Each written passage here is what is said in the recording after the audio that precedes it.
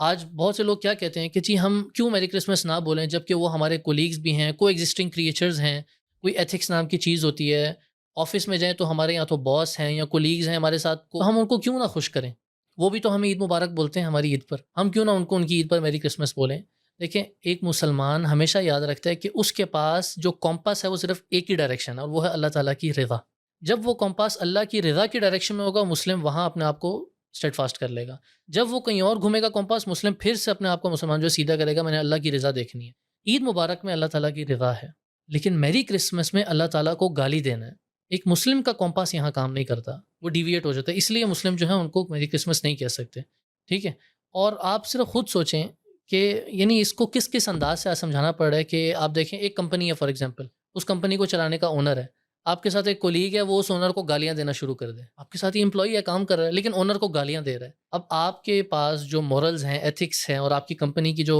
Code of ethics اور یہ policy ہے، اس کے مطابق کیا ہے کہ آپ اس کا ساتھ دیں، آپ اس کو سمجھائیں۔ اس کی جاب خطرے میں اس لحاظ سے اگر دیکھا جائے، یعنی اس کی تو ایک بہت خطرے میں پڑ رہا ہو، تو آپ اس کو سمجھائیں گے نا، آپ یہ تو نہیں بولیں گے میں بھی تمہارے ساتھ اونر کو مل کے گالیاں دیتا ہوں۔ اللہ تعالیٰ جو مالک کل ہے، خالق کائنات ہے، اس ذات کو، اس عظیم ذات کو، اس نے لوگ گالیاں دیتے ہیں، تو ہم کیوں ان کے ساتھ شریک ہوں؟ بلکہ اللہ تعالیٰ نے تو بڑی شدت ظاہر کی ہے سورہ مریم کے اندر کہ آسمان پھٹ پڑے، بالکل زمین ریزہ ریزہ ہو جائے، کہ یہ کہتے ہیں کہ ان دعوا للرحمن ولدا، کہ انہوں نے کہا کہ اللہ نے بیٹا جنا ہے۔ یعنی کتنی شدت آئی ہے اس کے اوپر، یعنی انسان کسی کو خوش کرنا چاہتا ہے، اسی لیے کہتا ہے نا اللہ تعالیٰ